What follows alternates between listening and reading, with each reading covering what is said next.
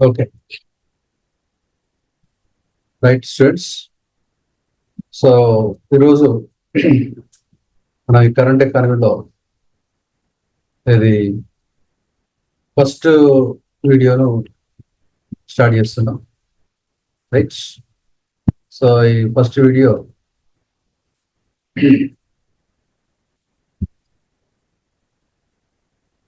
Okay. Right. ఈ first video మనకు ఇవాళ ఎస్టీఆర్ఐతో స్టార్ట్ చేస్తాం. ఎస్టీఆర్ఐతో స్టార్ట్ అవుతాం. రైట్. దీంట్లో మనకు ఎస్టీఆర్ఐ అంటే ఈ service trade restrictiveness index. Right. కాబట్టి ఇది ఒక ఇంటర్నేషనల్ సంబంధించినటువంటి ఇది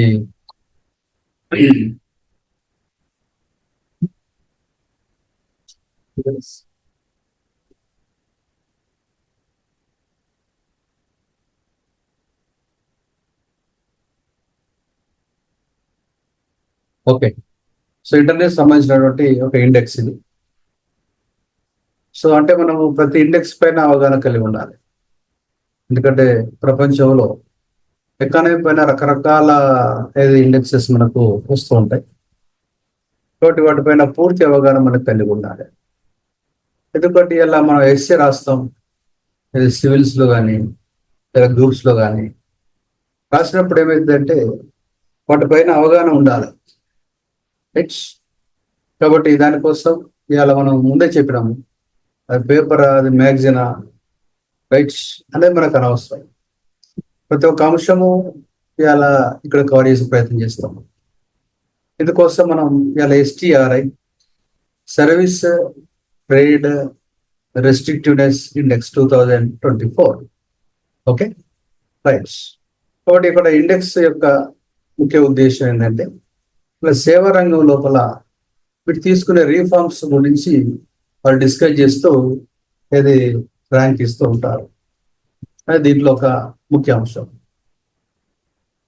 ఇవాళ భారతదేశం మరి సేవా రంగంలో మీకు తెలుసు, రైట్.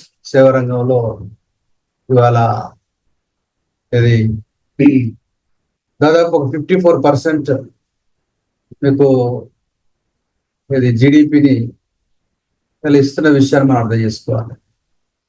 రైట్. ఓకే.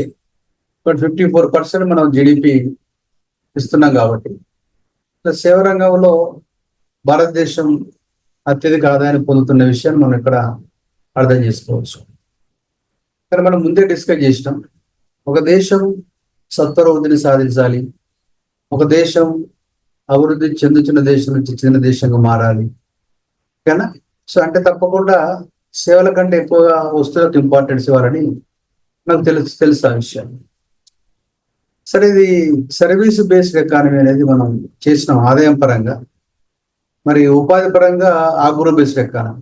తెలిసి అలా మనకు వ్యవసాయ రంగంలో దాదాపు ఒక 46% ఇలా వర్క్ ఫోర్స్ మరి పనిచేస్తూ ఇలా అంటే 100కు 46% ఇలా మరి వ్యవసాయంలో పనిచేస్తున్నారు. కాబట్టి ఇవాళ రెండు అంశాలు మనం అర్థం చేసుకోవాలి. ఏంటిది? అది ఇన్కమ్ బేస్డ్ లో మనం చూస్తే భారత ఆర్థిక వ్యవస్థ ఇలా service based economy. Service based economy. ఇలా మీకు ఎంప్లాయ్మెంట్ దృష్ట్యా చూస్తే, ఇలా ఉపాధి దృష్టి చూస్తే మనది ఏంటిదంటే ఇలా ఆగ్రో బేస్డ్ వ్యవసాయ ఆధారిత ఆర్థిక వ్యవస్థ అనే విషయం మనం ఇక్కడ అర్థం చేసుకోవాలి. కాబట్టి ఈ యొక్క విషయాన్ని మనం గమనిస్తే ఇలా భారతదేశం మరి సేవా రంగంలో చాలా ఫేమస్ అనుకున్నాం కదా, రైట్. మరి సేవా రంగంలో అయినా మరి మనకు ఒక మంచి పొజిషన్ అంటే అందులో కూడా చాలా ప్రాబ్లంగా ఉంది. మీరు అడగవచ్చు ఎందుకు అనేది. ఇలా సేవా రంగంలో ఇలా చూస్తే మనకు పనిచేసేది ఇలా 28.9% వర్క్ ఫోర్స్ మరి పనిచేస్తా ఉన్నారు. మరి వాళ్ళు దాదాపు ఒక 54% ఇలా జీడిపిని తీసుకుంటున్నారు. అర్థమైంది? అంటే ఇక్కడ తక్కువ మంది పని చేసి ఎక్కువ ఆదాయాన్ని తీసుకుంటున్నారు. ఓ greater than output greater than labour. కాబట్టి ఇక్కడ అసమానతలు అనేవి ఇలా భారతదేశంలో ఉన్నాయనే విషయాన్ని మనం అర్థం చేసుకోవాలి. కాబట్టి సేవా రంగంలో అసమానతలు ఉన్నాయి, రైట్. తర్వాత మిగిలిన రంగాల కంటే సేవా రంగం ఎక్కువ ఆదాయం పొందుతూ ఉన్నది, తక్కువ మంది పనిచేస్తున్నారు. సో మియర్ 28.9% వర్కర్స్ గెటింగ్ రైట్స్ చేయాలి, మరి 54% జీడిపి. కాబట్టి కొన్ని కరెక్షన్స్ చేసుకోవాల్సిన అవసరం ఇలా ఉన్నదనే విషయం మనం ఇక్కడ అర్థం చేసుకోవాలి, రైట్. కాబట్టి కాన్సెప్ట్ మనం ఇక్కడ గమనించినట్లయితే భారత ఆర్థిక వ్యవస్థలో సేవా రంగము సరే చూడటానికి బలంగా ఉందని చెప్తున్నాం, కానీ ఇక్కడ కొన్ని ప్రాబ్లమ్స్ ఉన్నాయి. అయితే ఈ సేవా రంగం విషయంలో మనకు గ్లోబల్గా ఒక ఇండెక్స్ రిలీజ్ చేస్తున్నారు. రిలీజ్ చేసేవారు ఇలా ఎవరు అన్నప్పుడు వాళ్ళు OECD, organisation of economic cooperation and development వారు రిలీజ్ చేస్తున్నారు. సేవా రంగంలో తీసుకున్నటువంటి మరి రీఫార్మ్స్ ఏంటి, రైట్, ఓకే అనే అంశం పైన వీళ్ళు తీస్తున్నారు.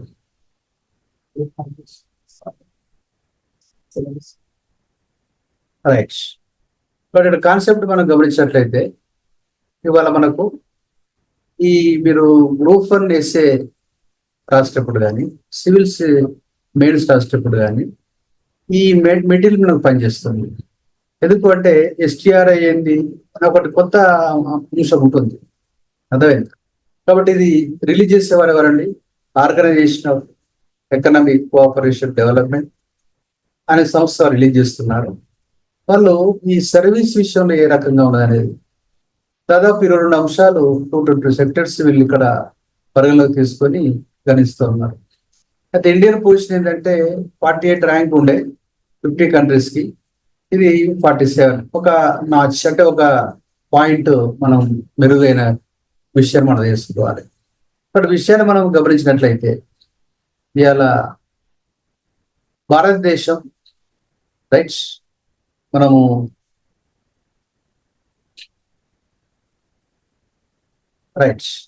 భారతదేశం కొంచెం సేవల విషయంలో ఇలా కొంతవరకు సరే మనం బాగానే ఉన్నాం. కాకపోతే విషయం ఏంటంటే ఇలా ఆర్థిక వ్యవస్థ విషయంగా రైట్ కొన్ని మార్పులు తీసుకురావాల్సిన అవసరం ఉందనే విషయము అర్థం చేసుకోవాలి, రైట్, ఓకే. కాబట్టి వీళ్ళ ఇండెక్స్ లో భారతదేశం కొంత ఒక పాయింట్ పెంచుకోవాల్సిన అవసరం ఉన్నది, రైట్, ఒకటి. తర్వాత నెక్స్ట్ ఏంటంటే ఇందులో మరి ఎన్ని అంశాలు వీళ్ళు తీసుకుంటున్నారు అంటే 22 సెక్టర్స్ వీళ్ళు తీసుకుంటున్నారు. మరి ఈ యొక్క సేవా రంగంలో మీరు చేసే ఏవైతే ఉన్నాయో రీఫార్మ్స్ ఏవైతే ఉన్నాయో ఆ రీఫార్మ్స్ లో కొంచెం మీరు ఇంకా చేయాల్సిన అవసరం ఉంది. ఎందుకోసం అంటే మనకు ఒక పాయింట్ మనం పెంచగలిగాం, కానీ ఇంకా పెంచుకోవాల్సిన అవసరం ఉందనే విషయాన్ని మనం ఇక్కడ అర్థం చేసుకోవాలి, ఓకే, రైట్. సో మరొక అంశం ఏంటంటే ఇక్కడ ఈ యొక్క 2024 రిలీజ్ అయిన దాంట్లో ర్యాంక్ పెంచుకోవడం అనేది కరెక్ట్, నో ప్రాబ్లం. రీఫార్మ్స్ ఇంకొంచెం మనం చేసుకోవాల్సిన అవసరం ఉంది. అయితే దీంట్లో మరి వాళ్ళు ఏ అంశాల పైన కాన్సన్ట్రేషన్ చేశారు అనే విషయం కనుక మనం గమనించినట్లయితే ఇవాళ రోడ్ ఫ్రైట్ కవర్, మరి రోడ్డు ద్వారా రైట్ రవాణా, ఫ్రైట్ అంటే ఏంటంటే మనకు సరుకులు రవాణా, ఆ అంశాన్ని తీసుకున్నారు వీళ్ళు. తర్వాత నెక్స్ట్ ఎయిర్ ట్రాన్స్పోర్ట్ అది తీసుకున్నారు. మ్యారిటైమ్ అంటే నౌకాశ్రయం సంబంధించిన అంశాలు ఇలా తీసుకున్నారు. తర్వాత కార్గో అన్నప్పుడు వస్తువుల విషయంలో సముద్రం ద్వారా మన వస్తువులు ఎగుమతి దిగుమతుల విషయాన్ని తీసుకున్నారు. గవర్నమెంట్ తీసుకున్న రెగ్యులేషన్స్ అర్థమైందా, ఆ విషయం కూడా వీళ్ళు తీసుకోవడం జరిగింది. కాబట్టి ప్రభుత్వం ఎలాంటి నిబంధనలు కలిగి ఉన్నది అనే అంశాన్ని కూడా వీళ్ళు పేర్కొనడం జరిగింది. Next sound recording, computer services, engineering services, తర్వాత రైల్ ఫ్రైట్ సర్వీసెస్, ఆర్కిటెక్చర్, ఇవన్నీ తీసుకోవడం జరిగింది, ఓకే. బట్ ఇక్కడ అంశాన్ని మనం ఇలా గమనించినట్లయితే ఇవన్నీ తీసుకొని వీళ్ళు ఈ గణన అనేది చేయడం జరిగింది అనే విషయాన్ని మనం ఇక్కడ అర్థం చేసుకోవాలి. కాబట్టి భారతదేశం ఇప్పుడు మనం ఈ యొక్క లీగల్ విషయాలు మనం తెలిసినట్లయితే సేవా రంగం లోపల ఇంకో రిఫార్మ్స్ తీసుకొచ్చుకొని, అయితే మీరు అడగవచ్చు ఓఈసిడి అనే దేశంలో ఓఈసిడి అనే ఒక కాన్సెప్ట్ లో మీరు చూసినట్లయితే ఇలా మొత్తం 50 దేశాలు తీసుకున్నారు, 50 కంట్రీస్ తీసుకున్నారు. ఒక అంశం 50 కంట్రీస్ తీసుకున్నారు, ఓకేనా. 50 కంట్రీస్ తీసుకున్న తర్వాత మరి ఏమైంది ఇందులో, ఆ 50 కంట్రీస్ లోపల దాదాపు ఈ ఈ ఓఈసిడి కంట్రీసే దాదాపు 38 కంట్రీస్ ఉన్నాయి. ఓఈసిడి కంట్రీస్ ఎన్ని ఉన్నాయండి, ఇక్కడ మనకు 38 కంట్రీస్ ఉన్నాయి. ఆ విషయం మనం తెలుసుకోవాలి. కాబట్టి 38 కంట్రీస్ ఓఈసిడి కంట్రీస్, వాటితో పాటు ఇవాళ మరి భారతదేశంలో రైట్స్ ఇది భారతదేశంలో ఓకే ఇంకొక 12 కంట్రీస్ మనకు ఇలా ఆడైనట్టు అర్థం చేసుకోవాలి. దీంట్లో ఇవాళ ఎవరు రిలీజ్ చేస్తున్నారో మీరు చెప్పాము. అందులో ఓఈసిడి కంట్రీస్, ఓఈసిడి వాళ్ళు organisation of economic cooperation and development. ఇది ఎప్పుడు స్టార్ట్ అయింది అంటే 1961లో స్టార్ట్ కావడం జరిగింది. దీంట్లో ఒక 38 కంట్రీస్ ఉన్నాయి. ఈ 38 కంట్రీస్ తో పాటు మరికొన్ని కంట్రీస్ కూడా వీళ్ళు తీసుకోవడం జరుగుతుంది. అర్థమైంది. కానీ ఇలా ఇండియా ఈ ఓఈసీలో మెంబరా అడిగినప్పుడు కాదు, అది నాట్ ఏ మెంబర్. అయినప్పటికీ వాళ్ళు ఏంటంటే ఇలా ప్రపంచంలో 5వ లార్జ్ ఎకానమీ కాబట్టి ఒకటి, కాబట్టి కొన్ని ముఖ్యమైన దేశాలను తీసుకున్నారు. ఆ విషయం కూడా మనం ఇక్కడ అర్థం చేసుకోవాలి. ఇక్కడ విషయాన్ని గమనించినట్లయితే ఈ 38 కంట్రీస్ ప్లస్ 12 కంట్రీస్ కలిస్తే మొత్తం 50 కంట్రీస్ డేటా వీళ్ళు తీశారు. తీస్తే సేవా రంగంలో ఎవరెవరు ఇలా మరి రీఫార్మ్ తీసుకొస్తున్నారు, దీంట్లో వీళ్ళకు ఒక నెంబర్ కూడా అడగడం జరిగింది. ముఖ్యంగా 0 to 1 అనేది ఇక్కడ మనం తీసుకుంటాం. 1 తీసుకుంటే ఏంటంటే ఇలా ఎక్కువ రిస్ట్రిక్షన్స్ ఉన్నాయని అర్థం. 1 తీసుకుంటే ఎక్కువ రిస్ట్రిక్షన్స్ ఉన్నాయనేది మనం అర్థం చేసుకోవాలి. రైట్స్ ఎక్కువ రిస్ట్రిక్షన్స్ ఉన్నాయనేది అర్థం చేసుకోవాలి. ఇగో ఇది కాబట్టి 0 to 1, ఓకేనా. 0 to 1 ఇక్కడ రెస్ట్రిక్షన్స్ ఎక్కువ ఉంటాయి, రెగ్యులేషన్స్ ఎక్కువ ఉంటాయి, నిబంధనలు ఎక్కువ ఉంటాయి, అడ్డంకులు ఎక్కువ ఉంటాయి. కానీ ఇక్కడ అడ్డంకులు ఉండవు, ఇక్కడ అర్థమైందా. అందుకోసం మనం ఇక్కడ 0ను లీస్ట్ రిస్ట్రిక్టివ్ అని రాయడం జరిగింది. అదేవిధంగా నెక్స్ట్ బీయింగ్ కంప్లీట్లీ ఓపెన్, అర్థమైంది, బీయింగ్ కంప్లీట్లీ ఓపెన్ రాశారు. అదే 1 కోసం highly restrictions, being completely closed. కాబట్టి ఇది క్లోజ్డ్ అనే విషయాన్ని ఇక్కడ ఓపెన్ అనే విషయం మనం అర్థం చేసుకోవాలి. కాబట్టి వీళ్ళు ఏం చేశారంటే ఓఈసిడి వాళ్ళు ప్రపంచంలో 50 దేశాల్లో సేవలు ఏ రకంగా ఎంకరేజ్ చేయబడుతున్నాయి, సేవలు ఏ రకంగా మరి రిఫార్మ్స్ తీసుకొస్తున్నారు అనే విషయం పైన వీళ్ళు స్టడీ చేసేసి ఈ యొక్క ఓఈసిడిలో ఉన్నటువంటి దేశాలే కాకుండా మరి మిగిలిన కొన్ని 12 కంట్రీస్ కలుపుకున్నారు. 12 కంట్రీస్ కలుపుకొని, అర్థమైందా, 12 కంట్రీస్ కలుపుకొని వీళ్ళు ఏం చేశారంటే మొత్తం 50 దేశాలుగా చేయడం జరిగింది. అదొకటి. సరే, మనం రైట్స్ ఓకే రైట్స్ సో మొత్తం మీద ఇక్కడ మనకు ఈ 0 to 1 అనే కాన్సెప్ట్ అర్థమైపోయింది. బట్ భారతదేశం 48 ర్యాంక్ నుంచి 47 ర్యాంకు తన పరిస్థితి మెరుగుపరుచుకునే విషయం అర్థం చేసుకోవాలి. అయితే మన సర్వీస్ బేస్డ్ ఎకానమీ ఆదాయం పరంగా అన్నాం కదా, మనం మెల్లగా ఏం చేయాలంటే సర్వీస్లను మెల్లగా అంటే తగ్గిస్తూ వస్తువులను పెంచుకునే ప్రయత్నం చేయాలి. అదొక్కటి మనం చేస్తే బాగుంటుంది అనే విషయం అర్థం చేసుకోవాలి. కాబట్టి ఎస్టీఆర్ఐలో ఇండియాను చేర్చారు అంటే ఆ సేవలకు బాగా ప్రాధాన్యత ఉంటేనే చేస్తారు. ఇది ఒక అభివృద్ధి చెందుతున్న దేశము. ఇలా 2731 మాత్రమే మనకు డాలర్ తలసరి ఆదాయం ఉంటుంది. లోవర్ మిడిల్ ఇన్కమ్ కంట్రీ మనది. అయినప్పటికీ ఇండెక్స్ లో మన పేరు వచ్చిన మామూలు విషయం కాదు, ఇది గొప్ప విషయం. కాబట్టి సేవలకు ఒక అద్భుతమైన ఫ్యూచర్ మనం ఇస్తున్నాం. దాని డౌట్ ఏం లేదు ఇక్కడ. అయితే మరి ఈ విషయం అన్నప్పుడు ఇక్కడ మనం విషయాన్ని గమనించినట్లయితే ఇక్కడ భారతదేశం విషయంలో మరి ర్యాంక్ ఎంత అనే ఒక విషయం మనం ఇక్కడ అర్థం చేసుకుంటాం. భారతదేశం విషయంలో మనకి ఏమైందంటే ర్యాంక్ కూడా తెలిసిపోయింది కదా. తెలిసింది తెలియలేదా? తెలిసింది. ర్యాంక్ ఎంత వచ్చింది? 47 ర్యాంక్ వచ్చింది. ఇదివరకు ఎంత ఉండే? 48 ర్యాంక్ ఉంటాయి. పరిస్థితి మెరుగైందా లేదా? మెరుగైంది. No problem, no problem. ఓకేనా? అయితే మరి ఈ 0 to 1 తీసుకున్నప్పుడు, భారతదేశం తీసుకున్నప్పుడు మరి ఇక్కడ ఈ 0 to 1 లోపల ఇండియా ఎంత ఉందంటే 0.3 అనేది ఉన్నది. కాబట్టి దీని యొక్క స్టేటస్ ఎంత? ఓకే, స్టేటస్ విషయంలో స్టాటిస్టికల్ వాల్యూ అంటాం మనం. స్టాటిస్టికల్ వాల్యూలో 0.3లో ఉన్నాము. ర్యాంక్ విషయంలో మాత్రం ఎంత ఉన్నామంటే 47th ర్యాంక్ లో. ఆ విషయం మనం అర్థం చేసుకోవాలి. దీంట్లో టాప్ లో చూసినప్పుడు ఇలా జపాన్ కంట్రీ అనేది టాప్ లో ఉంటుంది, స్పెయిన్ తర్వాత పొజిషన్ ఉంటుంది, యూకే తర్వాత పొజిషన్ లో ఉంటుంది. దీన్ని బట్టి మనకి ఏమర్థం అవుతుందంటే ఇది ఒక ఇండెక్స్ ఉన్నదనే విషయం మనకు తెలిసిపోయింది. దీనికి మనం ఇలా గ్రూప్ 1 లో రాసినప్పుడు ఏమైందంటే ఇలా భారతదేశం ఆదాయం పరంగా సర్వీస్ బేస్డ్ ఎకానమీ అని ఒకటి మనం రాసుకోవచ్చు. ఎందుకోసం అంటే సర్వీసెస్ చాలా అద్భుతంగా ఉన్నాయి కాబట్టి, ఈ రోజున ఎస్టీఆర్ఐలో భారతదేశాన్ని చేర్చాలనే ఒక ఆలోచన ఎవరు పుట్టింది? ఓఈసీడీ పుట్టడం చాలా గొప్ప విషయం. దాంట్లో అంటే మనకు డౌట్ ఏం లేదు, అర్థమైంది, దాంట్లో డౌట్ ఏం లేదు. అది యాక్సెప్ట్ చేయాలా, అదొక గొప్ప విషయం. కాబట్టి సేవలను ఇంకా బిల్డప్ చేయాలి, నో ప్రాబ్లం. కానీ సేవలతో పాటు భారతదేశం వస్తువులు కూడా చూసుకుంటే బాగుంటుంది అనేది ఒక రికమెండేషన్ మాత్రమే.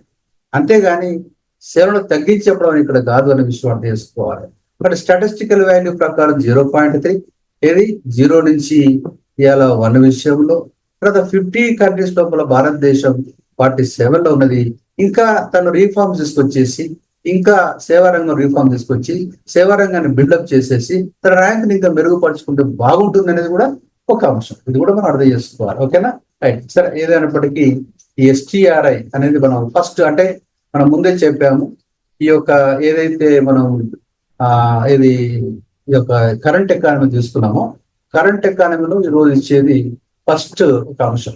కాబట్టి ఏదైనా కావచ్చు, ఇలా రైట్స్ అది కాన్సెప్ట్ ఏదైనా కావచ్చు, ప్రతి అంశం అది ఏ పేపర్ అయినా కావచ్చు, ఏ మ్యాగజైన్ కావచ్చు, అది ఏదైనా కావచ్చు, ప్రతి విషయాన్ని మీకు ఈ రోజు నుంచి మీకు పూర్తి స్థాయిలో ఇది యూట్యూబ్ లో మీకు కనిపిస్తుంది. మన కోర్స్ కూడా ఉంటుంది. తెలుగు మీడియం వాళ్ళకు తెలుగు మీడియం కోర్స్ ఉంటుంది, ఇంగ్లీష్ మీడియంకి ఇంగ్లీష్, ప్రతి విషయం అర్థమైందా? సో మొత్తం మీద ఈ రోజు నేర్చుకునేది ఏంటంటే మనం ఎస్టీఆర్ఐ అంటే ఏంటండి ఎస్ సర్వీస్ ట్రేడ్. ఓకేనండి, service trade restrictive, right, services trade restrictiveness is index అనే విషయం మనం ఇక్కడ అర్థం చేసుకోవాలా. ఓకేనా? రైట్. సో కాబట్టి ఇప్పుడు ఈ రోజు మనం స్టార్ట్ చేసిన దాంట్లో ఇవాళ రమేష్ ఎకానమీ అడ్డాలో ఫస్ట్ కాన్సెప్ట్ తీసుకున్నాం మనం ఎస్టీఆర్ఐ, సర్వీస్ ట్రేడ్ రెస్ట్రిక్టివ్నెస్ ఇండెక్స్ 2024 అనే విషయం అర్థం చేసుకోవాలి.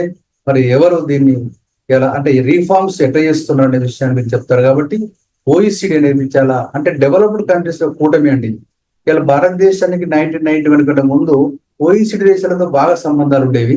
ఇలా రీఫార్మ్స్ వచ్చిన తర్వాత అన్ని దేశాలతో వ్యాపారం చేస్తాము. కాబట్టి భారతదేశం యొక్క ఎగుమతులు ఏ కాంటినెంట్కి వెళ్తున్నాయంటే ఆసియా కాంటినెంట్కి ఎక్కువ వెళ్తున్నాయి. దిగుమతులు కూడా ఎక్కడి నుంచి వస్తున్నాయంటే ఆసియా కాంటినెంట్. అంటే మనం కొంచెం స్టైల్ మార్చేసి దాన్ని ట్రేడ్ డైవర్సిటీ అంటారన్న విషయం అర్థం చేసుకోవాలి. 22 సెక్టర్స్ దీంట్లో తీసుకుంటారు, 50 దేశాలు దీంట్లో తీసుకుంటారు. ఓఈసీడీ రిలీజ్ చేస్తుంది. ర్యాంక్ పెంచుకున్నాం, అదొక శుభాంశము. రీఫార్మ్స్ చేస్తున్నాం, ఇంకా రీఫార్మ్ చేసుకోవాలా. అదే రకంగా మన స్టాటిస్టికల్ వాల్యూ వచ్చి 0.3, ర్యాంక్ వచ్చేసి 48 నుంచి 47 మెరుగైంది. ఈ విషయాన్ని కూడా మనం అర్థం చేసుకోవాలి. సరే, ఏదైనా విషయం మనం గమనించినట్లయితే ఇవాళ రైట్, ఇవాళ వస్తు రంగంతో పాటు సేవా రంగాన్ని కూడా మనం వాల్యూ ఇస్తున్నాం. ఎందుకంటే ఇంటెలెక్చువల్స్ ఉన్నారు. కాకపోతే ఒక మైనస్ పాయింట్ ఏంటంటే మనం వస్తు రంగంలో ఎక్కువ ఉపాధి కల్పించవచ్చు, సేవా రంగంలో తక్కువ ఉపాధి. ఎందుకంటే ఇంటెలెక్చువల్స్ మాత్రం అవకాశం ఉంటుంది. బట్ ఉపాధి ఏ రంగంలో ఎక్కువ వస్తుంది అంటే వస్తు రంగంలో ఎక్కువ వస్తుంది, సేవా రంగం తక్కువ వస్తుంది. ఫర్ ఎగ్జాంపుల్ ఇప్పుడు ఇలా మెడిసిన్ ఉంది అనుకుందాం. సో మెడిసిన్ విషయం తీసుకున్నట్లయితే ఒక డ్రగ్ ను తయారు చేయడానికి సైంటిస్టులు 100 మంది సైంటిస్టులు కలిసి ఏం చేస్తారు, డ్రగ్ ను తయారు చేస్తారు. Okay, no problem. కానీ డ్రగ్ ను ఉత్పత్తి చేయడానికి అందులో వందల వేల లక్షల మంది కార్మికులను ఉపయోగిస్తుంటారు. ఆ విషయాలు తీసుకుని సో మొత్తం మీద సరే ఏమైనప్పటికీ ఈ యొక్క క్లాస్ లో మనం STRI గురించి ఒక అవగాహన అనేది ఇలా తీసుకోవడం జరిగింది. ఓకేనా, ఆ విషయం. దీంట్లో మనకు ఇవాళ గ్రూప్ 1 అభ్యర్థులు, రైట్. కాబట్టి ఇవి మన సిలబస్ లో ఎస్పెషల్లీ ఈ యొక్క గ్రూప్ 1 విద్యార్థులు ఎవరైతే ఉన్నారో TSPSC కానీ APSC కానీ, అర్థమైందా, మనం పెట్టే ఏదైతే ఈ యొక్క కరెంట్ ఎకానమీ ఉందో ప్రతి ఒక్క పాయింట్ ని మీరు విని ఇది ఎక్కడ మనం యాడ్ చేస్తే బాగుంటుంది. ఎందుకంటే ఏదో టైం పాస్ మనం ఇక్కడ చెప్పే టాపిక్స్ కాదు ఇది, అర్థమైందా. చాలా వ్యాలిడ్ గా ఉన్నటువంటి మీరు చూడగలనిపిస్తుంది. ఫస్ట్ చూడగానే STRI అయిందబ్బా అని చూస్తారు, బట్ ఇది పేపర్ కవరింగ్ ఉన్నటువంటి వ్యవస్థ. తర్వాత ఇలా OECD అనేది అందరికి తెలిసిన విషయం. అది చూడగానే మనకు అర్థం, OECD వాళ్ళు రిలీజ్ చేశారా, ఇట్లా ఇండియా కూడా చేర్చారా. యాక్చువల్గా 38 కంట్రీస్ లోపల ఇండియా లేదు యాక్చువల్గా. ఇండియా ఏం తీసుకున్నారు, ఇండియా అనేది సర్వీస్ బేస్డ్ ఎకానమీ కాబట్టి, అర్థమైందా. సర్వీస్ బేస్డ్ ఎకానమీ కాబట్టి ఇలా ఇండియాకి అవకాశం వచ్చిందన్న విషయం అర్థం చేసుకోవాలి. కాబట్టి మనం తీసుకునే అంశంలో ఈ టాపిక్స్ అన్ని గ్రూప్ 1 వాళ్ళకు పూర్తి స్థాయిలో ఎకానమీలో మీకు ఉపయోగపడతాయి. కాకపోతే ఎక్కడ ఆ పాయింట్ సెట్ చేయాలో మీరు చూసేసుకోవాలి. ఓకేనా. Yes, thank you.